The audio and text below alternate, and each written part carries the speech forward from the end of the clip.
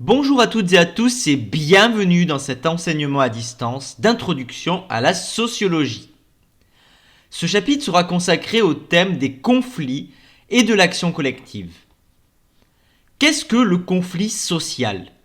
C'est l'expression d'antagonisme entre des individus ou des groupes pour l'acquisition et la gestion de biens. De biens matériels, c'est-à-dire les richesses, mais aussi de biens symboliques, comme le prestige. Différentes raisons de conflit peuvent exister. Par exemple, face à la menace de délocalisation ou de fermeture d'usine, décidée par la direction d'un groupe d'une firme multinationale, les salariés peuvent se mobiliser pour défendre leur emploi. Au final, le conflit se concentre sur la répartition des richesses, dans notre exemple au sein de l'entreprise. L'action collective prend des formes variées. Les formes classiques sont celles traditionnellement utilisées par le mouvement ouvrier, comme les grèves et les manifestations. L'action collective peut prendre également la forme de contestation devant les tribunaux. Par exemple, les plans de licenciement collectif peuvent être contestés en justice par les salariés. Autre exemple, l'action collective peut emprunter des voies illégales, blocage d'usines, séquestration de patrons, etc. On distingue également conflit ouvert et conflit latent. Un conflit latent existe de manière diffuse, sans être apparent, mais peut à tout moment se manifester. Pour passer d'un conflit latent à un conflit ouvert, ou autrement dit d'un conflit potentiel à un conflit effectif, les groupes en présence doivent se mobiliser. Au cours de ce chapitre, nous allons essayer de répondre à la question suivante. Comment la sociologie analyse-t-elle la conflictualité sociale ? Différentes grilles d'analyse seront alors évoquées. Première grille d'analyse. Les conflits sociaux s'opposent-ils ou participent-ils à l'intégration sociale ? À cette question, deux réponses opposées ont été apportées par les sociologues. Premièrement, les conflits sont perçus comme une pathologie sociale. Deuxièmement, les conflits sont un facteur de cohésion sociale. L'idée de conflit comme pathologie sociale a notamment été développée par Émile Durkheim dans son livre de 1893 intitulé « De la division du travail social ». Tous les faits sociaux présentent des formes normales et des formes pathologiques. La division du travail social également. Sa forme normale produit la solidarité sociale. Sa forme pathologique prend pour Durkheim la forme d'une guerre des classes. Au Moyen Âge, il existe une solidarité mécanique entre ouvriers et patrons au sein de la corporation. La corporation est l'organisme social qui groupait tous les membres d'une profession, de la base au sommet. C'est donc un corps de métier fortement réglementé. Les conflits sont alors rares. Puis la conflictualité s'intensifie. Plusieurs raisons expliquent cela. La division du travail est plus poussée dans les sociétés modernes. La hiérarchie entre patrons et ouvriers s'affirme davantage. Autre raison, l'industrialisation donne naissance au mouvement ouvrier et donc à une conflictualité accrue en opposition aux propriétaires des moyens de production. En résumé, pour Durkheim, le conflit social est une pathologie sociale. C'est le signe d'un dysfonctionnement de la société. Prenons un exemple pour illustrer cette idée de conflit comme pathologie sociale. Les émeutes de 2005 dans les banlieues françaises sont-elles le signe d'une pathologie sociale ? Cet événement comporte plusieurs points communs avec les précédentes émeutes, depuis les années 1980, survenues dans les banlieues. C'est le même enchaînement d'événements que les émeutes précédentes. Des incidents avec la police, la mort d'un habitant d'un quartier en est le déclencheur. En 2005, ce sont deux adolescents qui cherchent à échapper à un contrôle de police à Clichy-sous-Bois qui décèdent. Ces incidents suscitent des affrontements entre jeunes et police. Incendies de voitures, destruction de bâtiments publics, parfois des pillages. Parallèlement, des formes légales d'action collective sont aussi investies. Des manifestations silencieuses sont organisées et la famille de la victime en appelle au calme et à la justice. Puis, après quelques jours, l'émotion retombe et le calme revient. La particularité de 2005 est son extension nationale. 300 communes sont touchées. Certains sociologues, poursuivant l'explication de Durkheim, analysent les émeutes comme le résultat d'une situation anomique. Le conflit social est le résultat d'un défaut d'intégration sociale. Les émeutiers sont alors considérés comme des déviants, n'ayant pas assimilé les normes de la société. D'autres sociologues, au contraire, analysent l'émeute comme une action collective. Elle n'est pas issue de la délinquance ordinaire. Elle appartient au répertoire normal, entre guillemets, d'action politique. C'est une action collective non conventionnelle, en dehors des mécanismes institutionnels légitimes, car il y a des violences, pillages, destructions.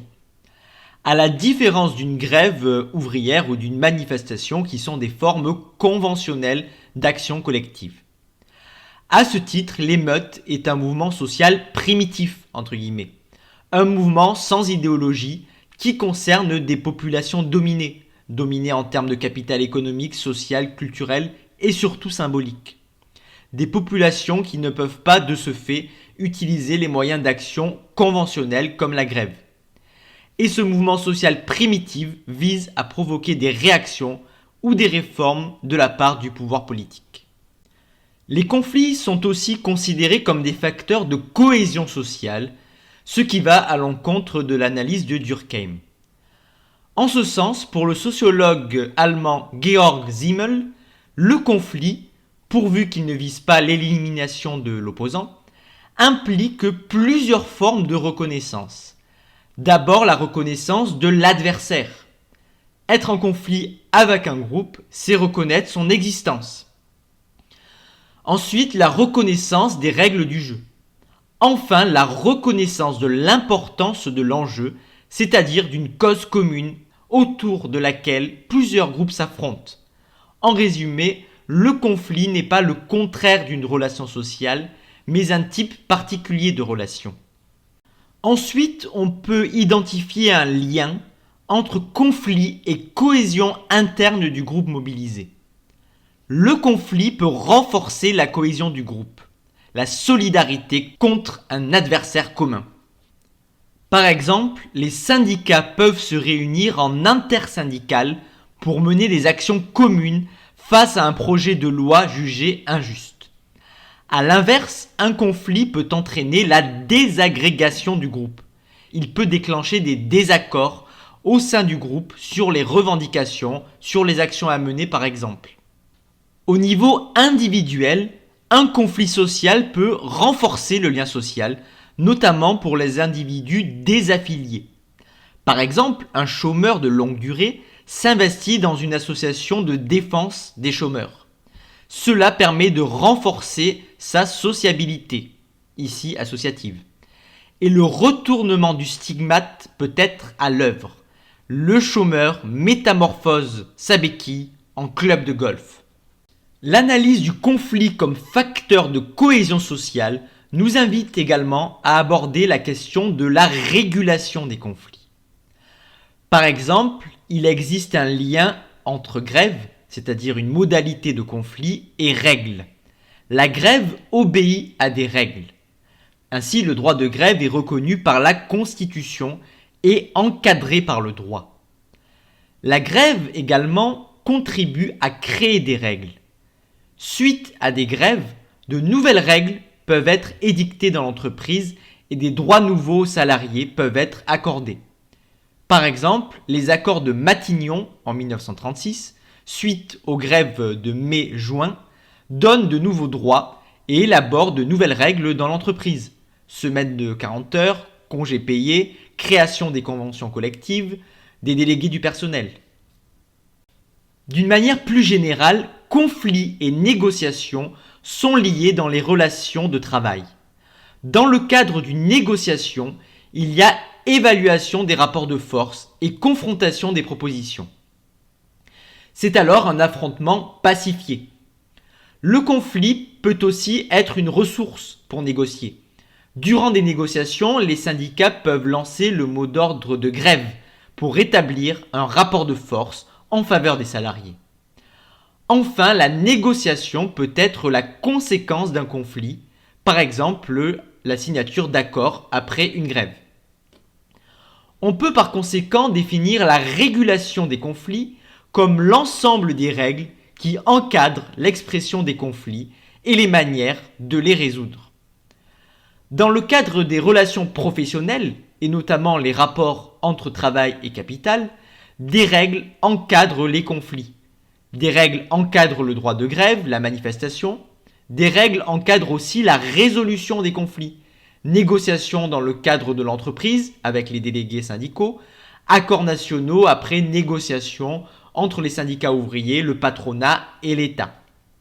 Pour finir cette partie reliant conflit et cohésion sociale, il nous faut parler de l'institutionnalisation de certains conflits. L'institutionnalisation des mouvements sociaux intervient lorsque les organisations nées d'une mobilisation cherchent à durer et à être reconnues comme des interlocuteurs par les pouvoirs publics. C'est aussi une sorte de processus de domestication par l'État, grâce à toute une panoplie de techniques, des subventions, la reconnaissance de la représentativité, par exemple syndicale, l'intégration dans des commissions et des organismes consultatifs. Tous ces outils permettent à l'État de négocier avec les représentants des mouvements sociaux. Le principe implicite de ce jeu d'apprivoisement est d'échanger une reconnaissance et un droit de participation contre la modération des revendications et des formes d'action. Ainsi, le syndicalisme ouvrier s'est progressivement institutionnalisé au cours de l'histoire.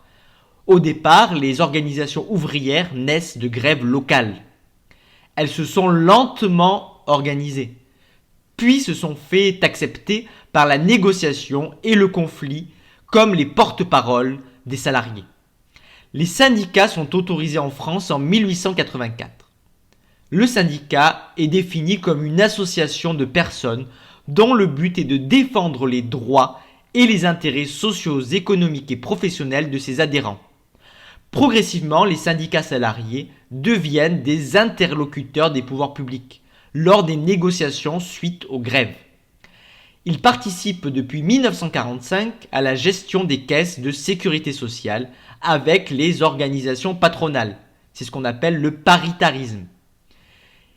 Les syndicats siègent dans différentes institutions, par exemple le Conseil économique, social et environnemental, qui est une assemblée avec une fonction consultative, qui donne des avis sur des projets de loi.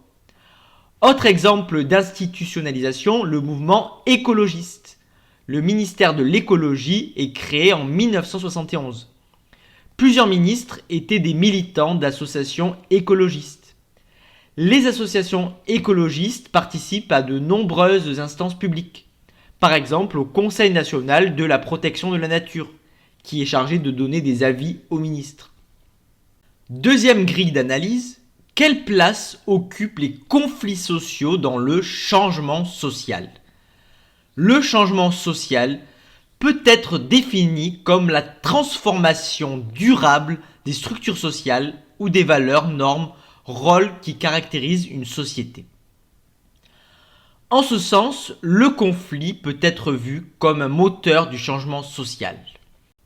L'analyse marxiste veut que la lutte des classes soit le moteur de la transformation des sociétés. Pour qu'une classe sociale existe au sens marxiste, deux critères doivent être réunis. Premièrement, un critère objectif. Les conditions objectives d'existence se rapprochent. C'est la classe en soi.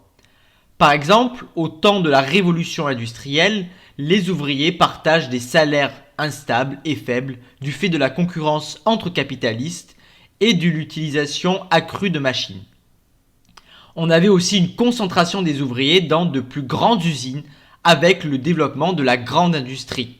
Les prolétaires vivaient donc dans des conditions semblables. La conscience de classe est aussi nécessaire, c'est le critère subjectif qui crée la classe pour soi. Dans l'optique marxiste, les conflits sociaux portent sur des revendications liées à l'entreprise, les salaires et conditions de travail. Les ouvriers s'organisent grâce à un syndicat et se mobilisent au niveau de l'entreprise. Ils peuvent remporter des victoires locales, comme une hausse des salaires par exemple. Mais pour Marx, ces victoires sont momentanées et partielles. Elles sont seulement un épisode local d'un fait plus général, la lutte des classes. Les victoires locales permettent de renforcer l'union de la classe ouvrière au niveau national, voire international, avec la célèbre exclamation tirée du manifeste du Parti communiste de 1848 « Prolétaires de tous les pays, unissez-vous ». Un conflit social bien spécifique est donc identifié par le marxisme, la lutte des classes. C'est le moteur de l'histoire.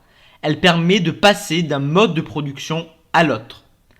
Par exemple, dans le passage du mode de production féodal au mode de production capitaliste, la bourgeoisie a joué un rôle fondamental.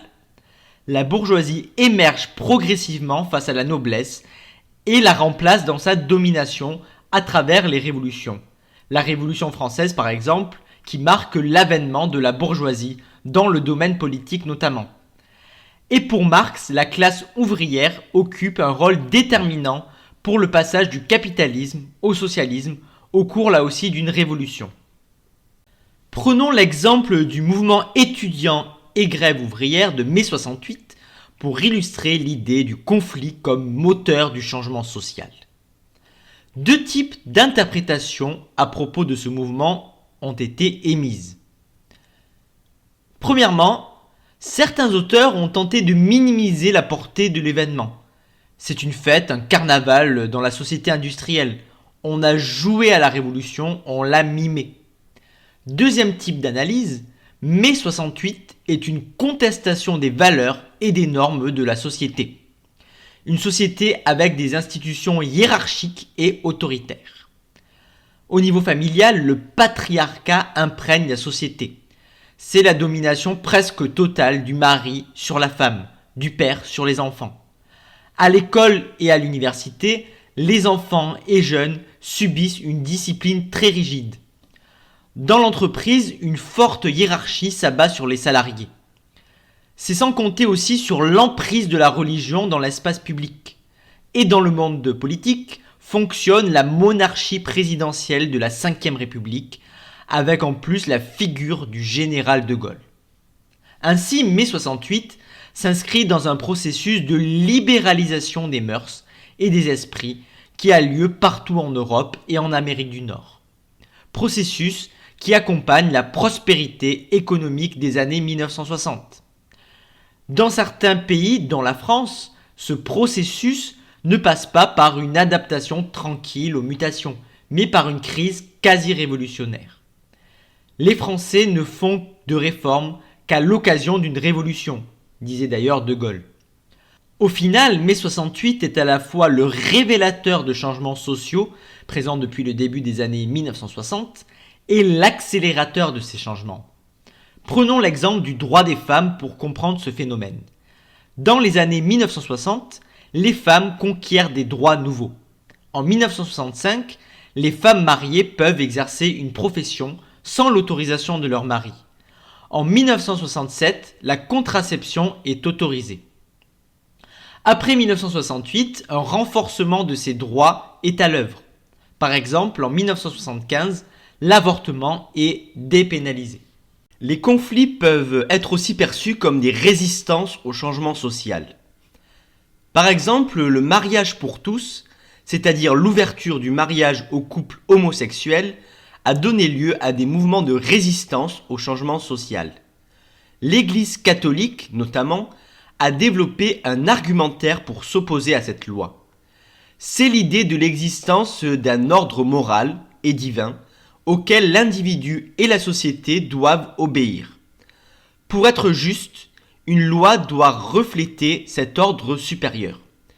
Et pour l'Église, la loi sur le mariage pour tous est injuste car contraire à cet ordre moral. En 2013, l'Église catholique a su mobiliser une grande partie de ses troupes, entre guillemets, mais aussi ce qu'on a appelé les athées dévots, c'est-à-dire des athées, mais qui partagent avec l'Église l'idée d'un ordre moral supérieur.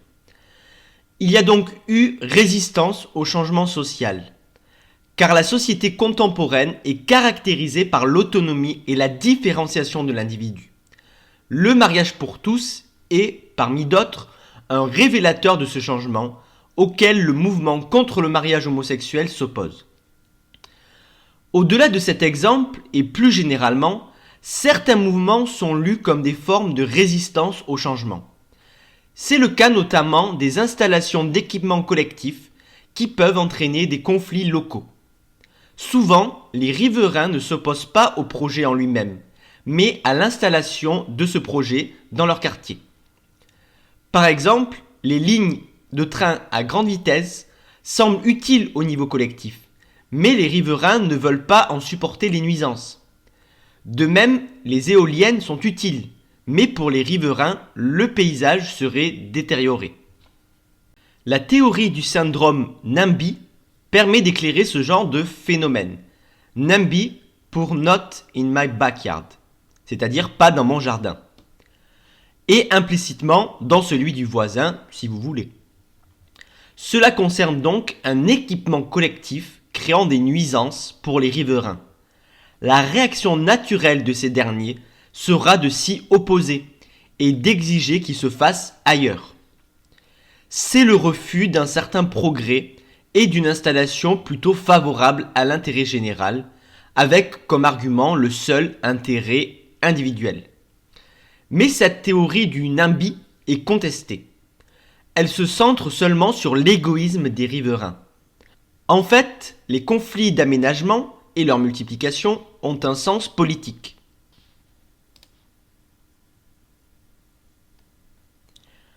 Ils ont un lien avec le changement dans la définition de l'intérêt général. Les administrations de l'État ne décident plus seules de l'aménagement du territoire. Les populations locales, c'est-à-dire les citoyens, s'investissent dans un souci démocratique.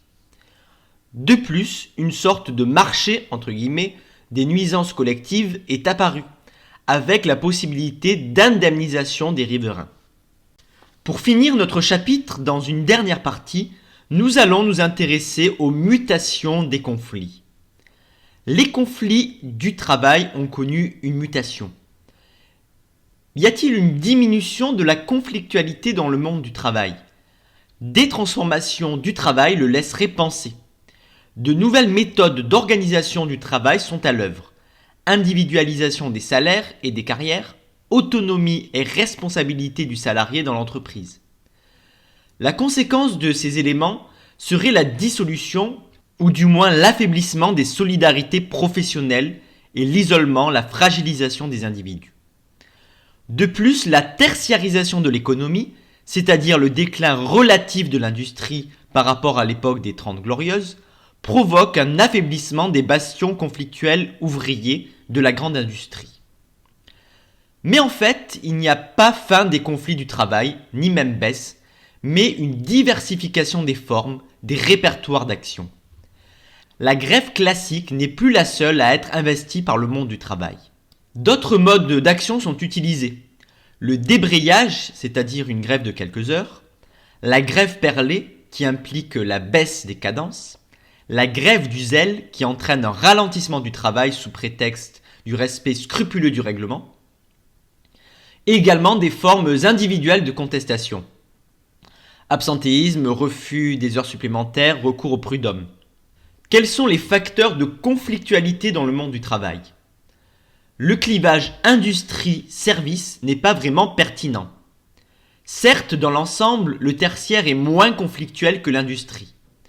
Mais une analyse plus fine permet d'identifier certaines branches des services connaissant une forte conflictualité, comme les transports ou le secteur bancaire, opposés à d'autres comme le commerce ou les services à la personne qui ont une moins forte conflictualité que l'industrie. En fait, la taille des établissements constitue un critère important. Dans les petites entreprises, moins de conflits éclatent. D'ailleurs, dans le commerce ou les services à la personne, ce sont souvent des petites entreprises qui produisent. Autre critère important, l'organisation collective des salariés. Par exemple, la présence d'une organisation syndicale est déterminante pour la conflictualité. La question des nouveaux mouvements sociaux sera la dernière thématique de notre chapitre. Pour Alain Touraine, un mouvement social répond à 3 critères. Identité, opposition, totalité. C'est le modèle IOT. La dimension identitaire signifie que le mouvement social doit fournir un ancrage identitaire à ses membres. Un ancrage identitaire suffisant pour que leur appartenance au groupe constitue un ressort mobilisateur. Par exemple, les mouvements défendant des catégories minoritaires entre guillemets, régionalisme, identité homosexuelle, ont une forte unité car ils reposent sur une cohésion du groupe. Ensuite, l'opposition aux valeurs centrales de la société est le deuxième critère. Le principal conflit porte sur l'historicité, c'est-à-dire sur le projet collectif qui engage la société dans son ensemble. Par exemple, le mouvement écologique est opposé à l'une des valeurs centrales de la société actuelle, le productivisme. Enfin, on a la dimension totale.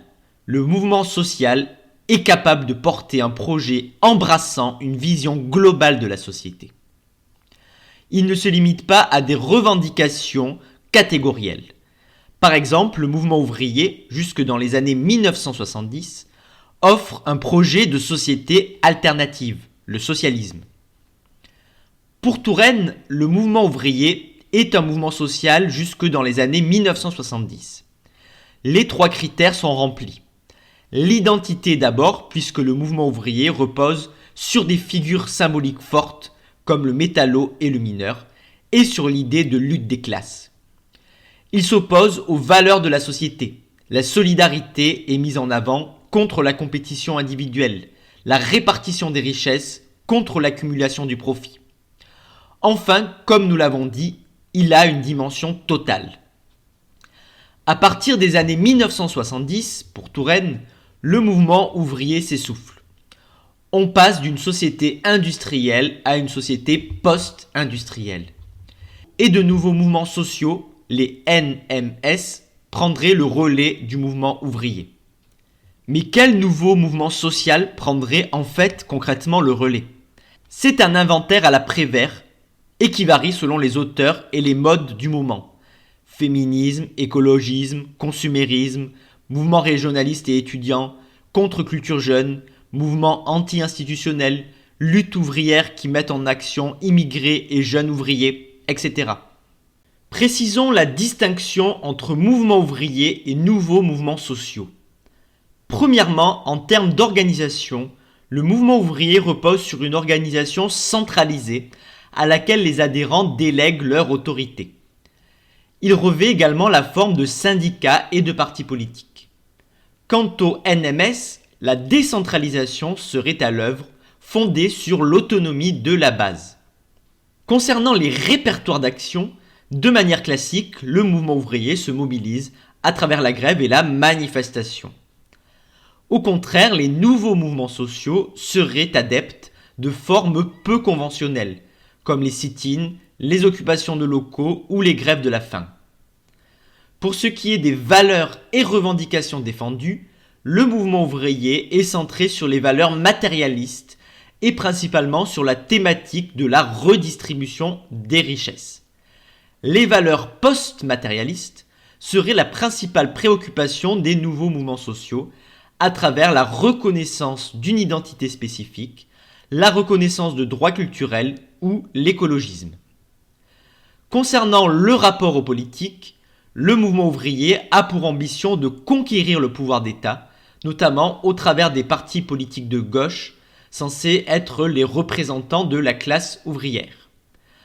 A l'inverse, les nouveaux mouvements sociaux se placent davantage dans une forme d'opposition à l'État et dans la volonté de construire des espaces d'autonomie individuelle contre l'État. Enfin, comme nous l'avons dit, l'identité pour le mouvement ouvrier est une identité de classe, alors que pour les nouveaux mouvements sociaux, cela n'est pas très clair et varie en fonction du mouvement social, identité sexuelle, régionale, culturelle, etc. Il faut cependant relativiser l'opposition entre anciens entre guillemets et nouveaux entre guillemets mouvements sociaux. Les conflits sociaux actuels marquent un certain retour de la question sociale.